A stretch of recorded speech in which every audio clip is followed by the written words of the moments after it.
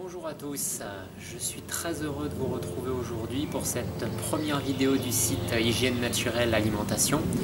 Je vous reçois ici pendant une semaine où je suis en séminaire en région parisienne.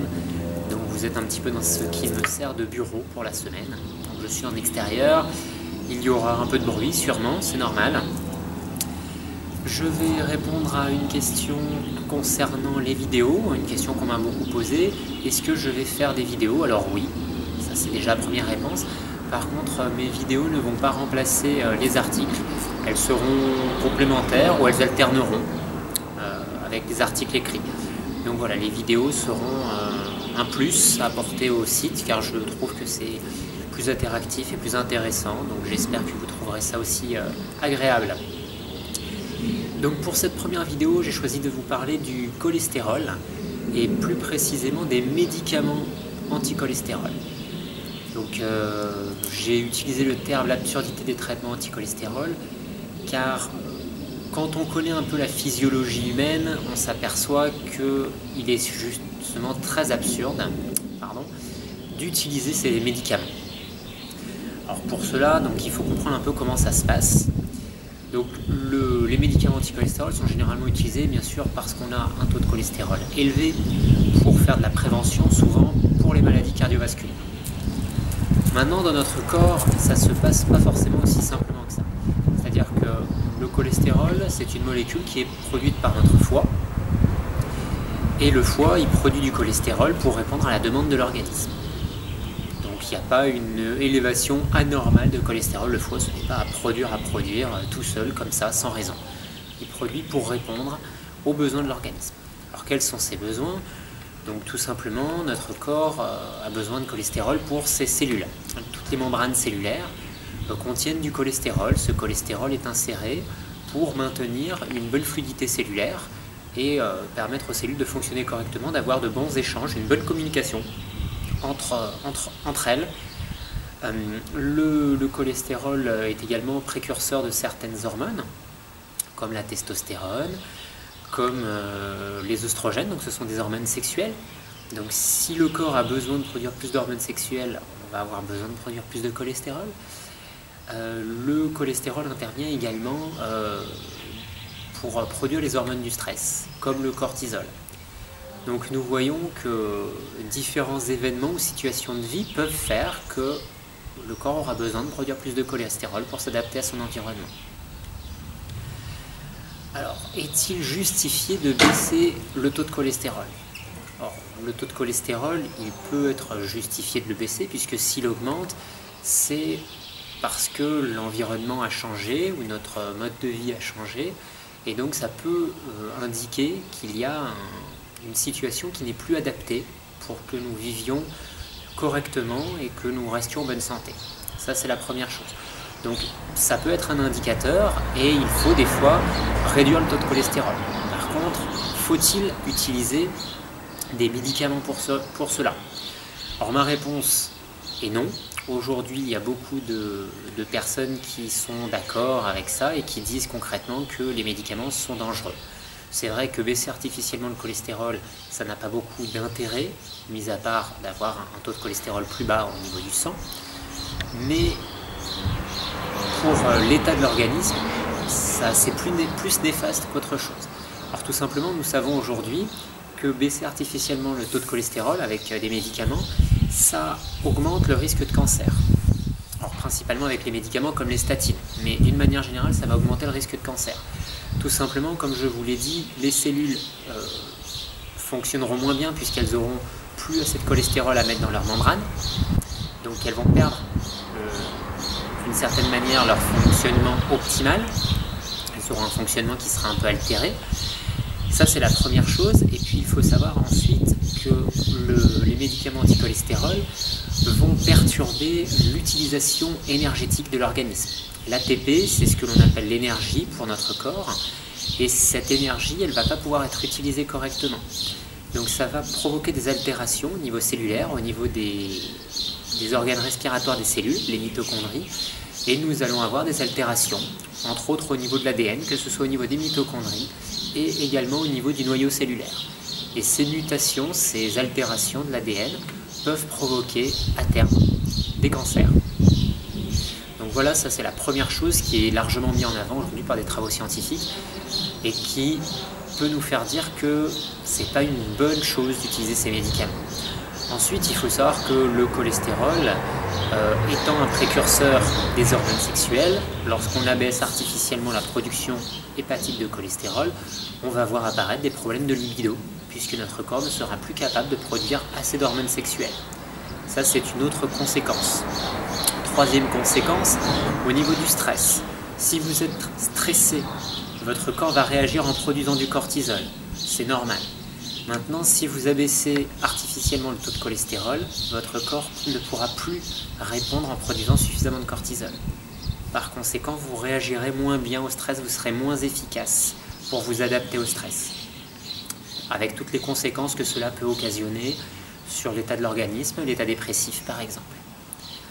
Voilà. Ensuite, il faut également savoir que le cholestérol intervient aussi dans de nombreuses molécules, c'est un précurseur de nombreuses molécules dans l'organisme, comme le coenzyme Q10 qui dépend aussi de la production de cholestérol. Et ce coenzyme Q10, déjà c'est un fort antioxydant, donc il est très important, et surtout il a aussi comme propriété d'interagir au niveau du fonctionnement cardiaque. Donc encore une fois, on voit que la réduction artificielle de cholestérol n'est pas une bonne chose.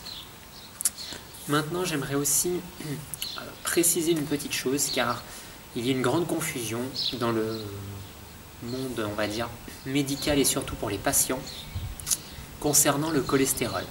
Le cholestérol, c'est une molécule donc indispensable au fonctionnement de l'organisme. Et quand on parle de cholestérol, on pense toujours « c'est catastrophique, c'est du gras, ça se dépose dans les artères ». Mais il est bien important de comprendre comment ça fonctionne. Le cholestérol, donc c'est une molécule qui est produite au niveau du foie. Cette molécule ensuite est transportée par des véhicules du foie vers les tissus, y compris les artères. Et ce transporteur, c'est celui qu'on appelle LDL, ou mauvais cholestérol. Il n'a rien à voir avec du cholestérol, c'est un véhicule qui transporte du cholestérol. C'est comme si, comme vous avez un train qui vous amène d'une gare à une autre gare, et vous dites en regardant ce train, c'est un passager, parce que dedans il y a des passagers. Certes, il y a des passagers, mais c'est un train. Donc il y a confusion car on parle d'un transporteur et on lui donne le nom de cholestérol. Et pour la population, les malades, on confond justement ce transporteur et ce cholestérol. Le LDL cholestérol, c'est le transporteur LDL qui contient du cholestérol. Ce n'est pas du cholestérol. Il y a d'autres éléments dedans, d'autres graisses.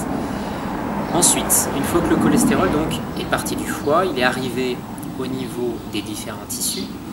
Les tissus, donc les cellules, vont l'utiliser pour produire des hormones, pour utiliser dans leur membrane cellulaire par exemple. Et ensuite, le cholestérol repart par d'autres véhicules pour être ramené au foie. Et ces véhicules s'appellent des HDL cholestérol, donc ce sont les transporteurs HDL. C'est ce qu'on appelle bon cholestérol. Donc là aussi, il y a confusion, ce n'est pas du cholestérol, c'est un transporteur. Donc il faut savoir que ce qui est important, c'est pas de dire que le taux de cholestérol est haut, c'est de comprendre pourquoi il est élevé. D'une part, c'est qu'il y a une situation qui fait que le taux de cholestérol augmente, et le cholestérol ne se dépose pas dans les artères par hasard. S'il se dépose dans les artères, c'est que les cellules en ont besoin, que le tissu au niveau des artères en a besoin. Il ne se dépose pas par hasard. Et quand on rétablit un mode de vie, une hygiène de vie favorable, les dépôts dans les artères peuvent se réduire et disparaître. Donc on va avoir le taux de LDL, de transporteur LDL, qui va diminuer, et le taux de transporteur HDL pour le recyclage qui va augmenter. Et donc cela, ça nous permet de réduire éventuellement les dépôts qui ont eu leur nécessité mais qui n'ont plus d'intérêt, qui n'ont plus lieu d'être lorsque la situation redevient normale.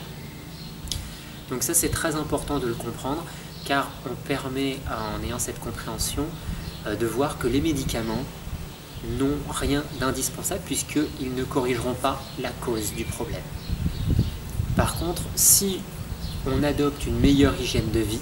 Là, on va pouvoir donc réduire les taux de cholestérol, surtout au-delà de réduire, rééquilibrer, puisque c'est ça qui est le plus important, le ratio entre le bon et le mauvais cholestérol, puisque nous devons avoir un équilibre entre les deux qui n'est pas un écart entre les deux qui n'est pas très important. Et souvent, lorsque l'état de l'organisme n'est plus très bon, on a beaucoup de mauvais et peu de bon cholestérol, donc on a un déséquilibre.